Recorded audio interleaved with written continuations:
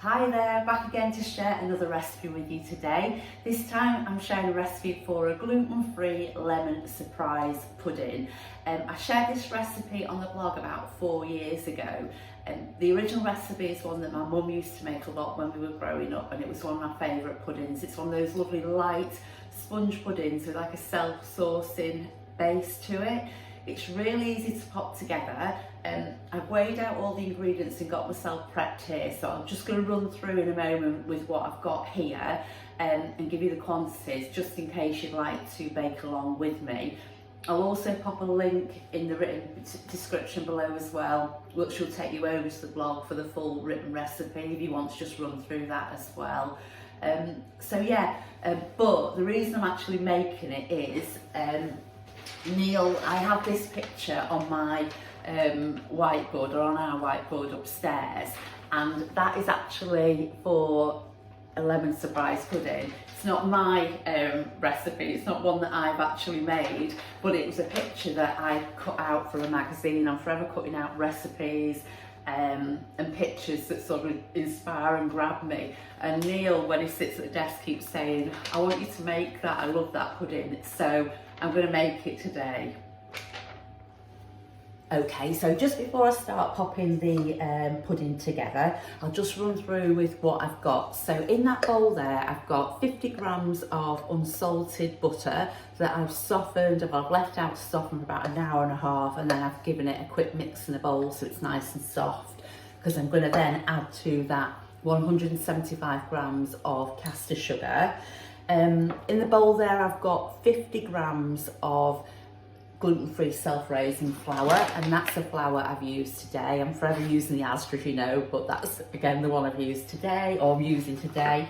Then I've got 2 large eggs that I've separated just so it's not messy. They're done, so the egg yolk's in that bowl and they're in another bowl ready to whisk afterwards. Then I've got 225 mils of milk. I've used semi-skim milk there, but skim milk or full fat would work. I've not used a dairy-free alternative, so I can't say on that.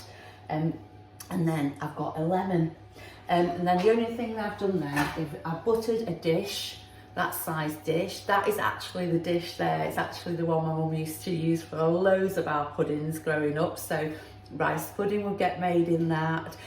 Sponge with like a fruit base would get made. Crumbles. So that was always our pudding dish that mum used to use for our family of 4. So that was me, mum and dad, and our David. Okay, so first of all, what I'm just going to do is just add the sugar. So that's 175 grams of sugar to that bowl, and then just stir that through until it's mixed through.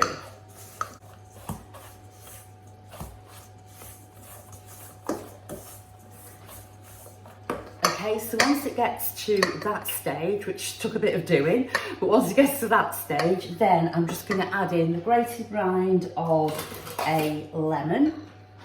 This is a bit blunt, so it's going to take me a little moment.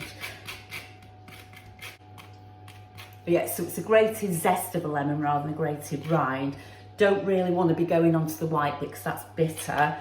This grate, as I mentioned before, isn't the best. I do need to grab another one.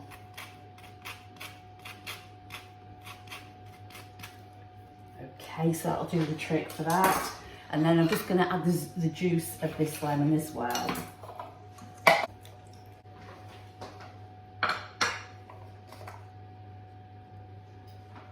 And to ensure the pips are out, I'm just going to pop it through a little fine sieve.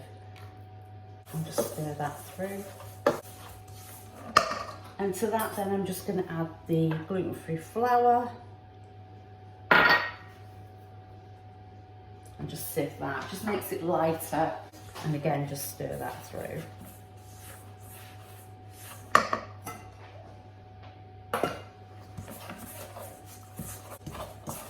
And that's it, looks like that. I can't remember if I've showed you what it looked like with the sugar and the butter before, but getting to that stage then. And then to that, I'm just going to stir through the egg yolks.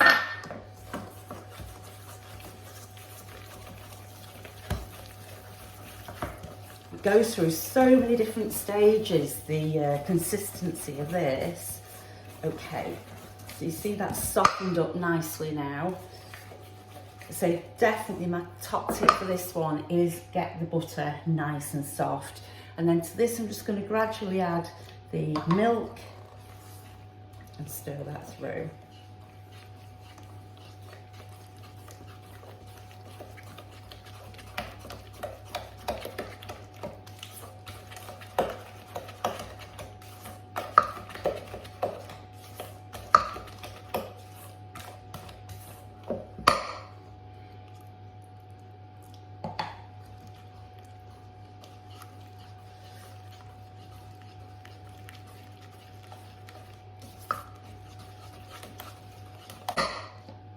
And then just pop all that in there then.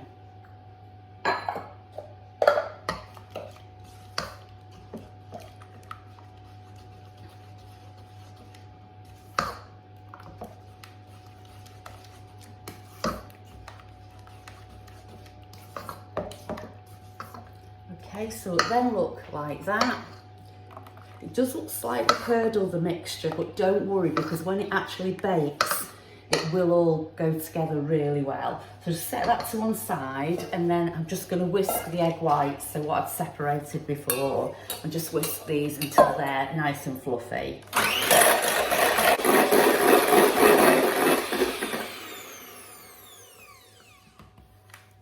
Okay, so once you get to that stage, I'm just going to add these to this and just stir them through.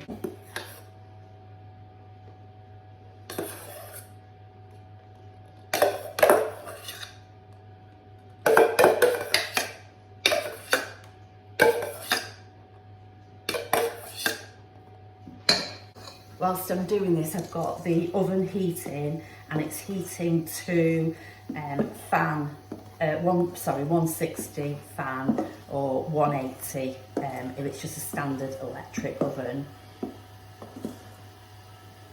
Okay, and to put this through, it's just gently, so you don't knock all the air out of the egg whites. It would just whisk, just gently cut through the mixture. Say I've mentioned before, Coeliac had told us a figure of 8 to do to stir things through, but as long as you cut through, and then once it gets to a certain stage, just don't over stir. It's lovely and light, the mixture, and this is a lovely simple pudding to make, and it's nice just as it comes, or you could team it up with some gluten-free custard. Or I was thinking of another thing to mention, that you could maybe do some like raspberry coulis. So if you want to do it a bit fancy, you could do it with some raspberry coulis for a nice pudding, because raspberries and lemon always work together. Okay, can you see what that's like? Sometimes you're left with an odd blob of white, egg white. I'm going to try and get rid of it all, but I'm conscious that I don't want to over mix it because I want it to come up. Okay, once it gets to that stage, I'm actually going to stop because I don't want to knock all the air out, and I'm just going to transfer it into this dish that I prepared before. Oh, perfect size.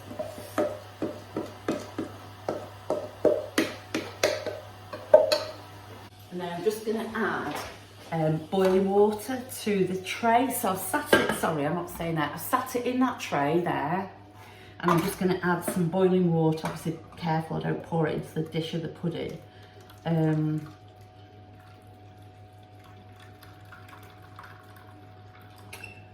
it's come, if you can't see, but it's come about halfway up that dish, the water. So, well, actually, it's probably, the dish is sat in about an inch of water, I would say there. Okay, so I'm just going to pop that now into the oven, and I'll show you what it looks like once it's baked. Okay, so I've just grabbed that out of the oven now. I've took it out of the water straight away because I don't want it to carry on cooking in the hot water. I've baked it for 40 minutes. On the recipe I say approximately 45 minutes, but I thought I'd check it after 40. With that split in the middle, it's telling me it is fully cooked, and I want that separation with the sauce. So I'm going to leave it for a little moment, literally just about 3 minutes, that's all. And then I've just cut into it or spoon into it and show you what it looks like inside. Okay, so it's just literally had a couple of minutes, that's all. I'm just going to, just so it makes it look a bit more pretty, you don't have to do this, but just sprinkle over some icing sugar, and it just makes it look a bit more pretty. There we go. Okay, and then I'm just going to spoon into this now, and you can see what it's like. Can you see that sauce coming through? There we go. That's the sauce at the bottom. And that's the beauty about this. If you do it like that now, you get the sauce at the bottom and you've got the definite layer. But if you overcook it, that layer will disappear. And also, if you reheat it, it won't be the same either. It's one of these puddings that it's sort of like a souffle effect, that you're best eating it literally. Oh, excuse it beeping. That's a 45 minutes. Yeah, this is one of those puddings that you're best eating straight away. Can you see that sauce there? So you've got the light sponge that's cooked through, and then that sauce underneath. I'll show you a bit more like that. So the sauce, and it's a lovely, lovely light sponge. I will just try a bit. Yep, that is absolutely gorgeous. Okay, so I do hope that the videos helped show you how nice and easy it is to pop together this gluten-free lemon surprise pudding, which, by the way, tastes amazing, and the sponge is so light. If it's something you fancy making for when friends and family come round for a meal, then what I'd suggest is, like I had everything weighed up beforehand, if you do that, and then it's really quick to assemble then, so you could then assemble the pudding whilst you then sit down to eat your main course, and then pop it in the oven and have it baking whilst you're enjoying your meal, and then it'll be good to go sort of 40 to 45 minutes later. So yeah, so thanks as always for watching all the videos that I share. I'm appreciating how much people are subscribing to my channel at the moment. I don't feel I share so much stuff with you. I'd like to be on here more often, but I'm not. So when people do subscribe, it does blow me away a little bit. So thank you so much. And I look forward to being back again with you really soon. But in the meantime, take care and bye for now.